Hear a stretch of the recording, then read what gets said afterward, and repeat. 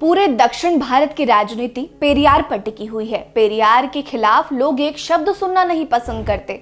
हो भी क्यों ना, पेरियार की फैन फॉलोइंग ही इतनी है और पेरियार ने जो काम किया है वो भी जग जाहिर है। इसी पेरियार को लेकर एक बार साउथ सुपरस्टार रजनीकांत ने टिप्पणी की थी, जो खुद दलित समुदाय से आते हैं, लेकिन उनके बयान पर इतना हंगामा मचा कि आप सोच भी नहीं सकते। उनकी विरोध में पुतले फूके गए और यहाँ तक कि उनके खिलाफ FIR तक दर्ज कराए गए थे।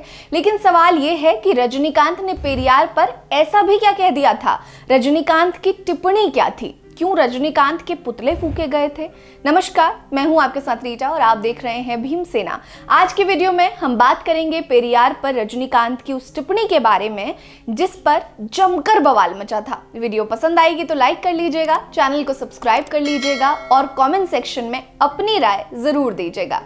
रजनीकांत ने अपने एक भाषण में EV रामास्वामी पेरियार को लेकर एक बात कही थी। उन्होंने कहा था कि तमिलनाडु के सेलम में एक रैली के दौरान पेरियार ने श्री रामचंद्र और माता सीता की निर्वस्त्र मूर्तियों का जूतों की माला के साथ जुलूस निकाला था। किसी ने ये खबर नहीं छापी थी, लेकिन चो रामास्वामी, जो तुगलक पत्रिका के संस्थापक और पूर्व संपादक थे, उन्होंने इसकी कड़ी आलोचना की थी और पत्रिका के कवर पेज पर इसे प्रकाशित किया था।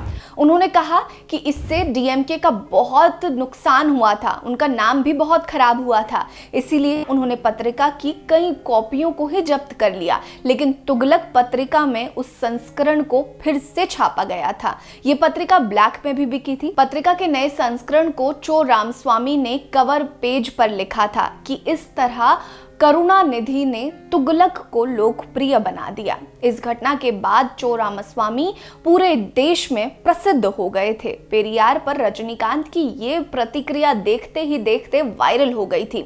ये भाषण वायरल होने के बाद उनका विरोध होना शुरू हो गया।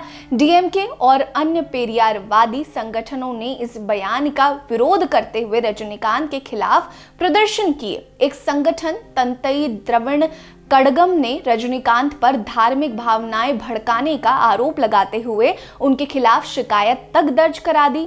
कई राजनेता उनसे माफी मांगने की मांग करने लगे। DMK अध्यक्ष MK स्टालिन ने भी रजनीकांत के इस बयान की आलोचना की थी। उन्होंने कहा था कि मेरे मित्र रजनीकांत नेता नहीं हैं, वे अभिनेता हैं। मैं उनसे आग्रह करता हूं कि पेरियार जैसी शख्सियत के बारे में बोलने से पहले वे सोच लें, तभी बोलें।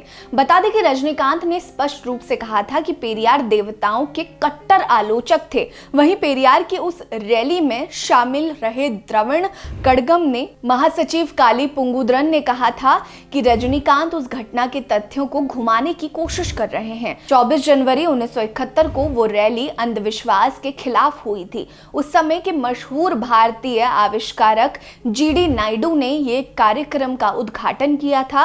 पुंगुद्रन ने कहा था कि रैली के दौरान पेरियार एक ट्रक पर सवार थे। इस दौरान जनसंघ के सदस्यों को रैली में काले झंडे दिखाने की इजाजत मिली गई थी।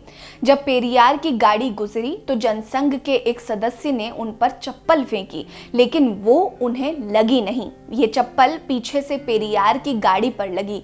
इससे द्रविड़ कड़गम के सदस्य गुस्से में आ गए और वो एक ट्रक पर लगी भगवान राम की एक तस्वीर पर मारने लगे। इसके अलावा एक अन्य पेरियारवादी संगठन द्रविड़ इयक्का तमिल पेरावई के संस्थापक सुबा वीरापंडी ने कहा था कि 1971 में चो रामस्वामी द्वारा फैलाए गए प्रचार में कई लोग फंस गए थे। उस वक्त DMK के खिलाफ कई विरोध प्रदर्शन हुए थे।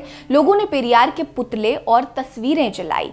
तब जाकर पेरियार ने इस शीर्षक कॉमरेड शांत रहो के साथ एक निबंध लिखा था, जिसमें पेरियार ने लिखा था कि ये विरोध प्रदर्शन ना तो राम के पक्ष में है और ना ही विरोध में। ये बस इसलिए हो रहा है ताकि DMK अगले विधानसभा चुनाव में जीत ना पाए।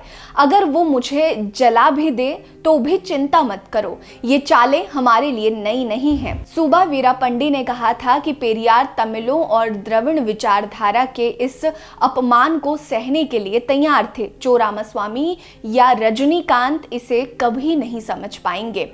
इसके साथ ही तमाम नेताओं और संगठनों ने रजनीकांत की टिप्पणी पर सवाल उठाए थे, जिसका जवाब रजनीकांत ने एक प्रेस कॉन्फ्रेंस के जरिए दिया था। उन्होंने कहा, मैंने जो कहा उसके लिए माफी नहीं मांग सकता। उस वक्त इसे लेकर मीडिया में भी खबरें प्रकाशित हुई थी और मैं उसे दिखा सकता हूं। मैं माफी नहीं मांगूंगा। उन्होंने प्रेस कॉन्फ्रेंस बुलाकर माफी मांगने से साफ तौर पर इनकार कर दिया। उन्होंने कहा, कई लोग कहते हैं कि मैंने जिस घटना के बारे में बात की थी वो हुई ही नहीं। मेरे पास आउटलुक है जो द हिंदू ग्रुप की पत्रिका का है। रजनीकांत ने कहा, 2017 में आउटलुक के एक लेख में इस घटना के बारे में जिक्र किया गया है। इसमें कहा गया है कि राम और सीता की डॉल्स को चप्पलों से पीटा गया और माला पहनाई गई। मैंने ऐसा कुछ नहीं कहा जो हुआ नहीं हो। ये कोई कल्पना नहीं है। मैं उस चीज के बारे में बात कर रहा हूं जिस पर पहले भी बोला गया है और वो मीडिया में छप चुका है। इसलिए मैं विनम्रता पूर्वक कहना चाहूंगा कि मैं अपनी टिप्पणी के लिए माफी नहीं मांगूंगा। तो ये था पूरा मामला। आप रजनीकांत की इस टिप्पणी और पेरियार की विचारधारा को लेकर क्या सोचते हैं? हमें कमेंट सेक्शन में अपनी राय जरूर दीजिएगा। बने रहिए हमारे साथ। नमस्कार।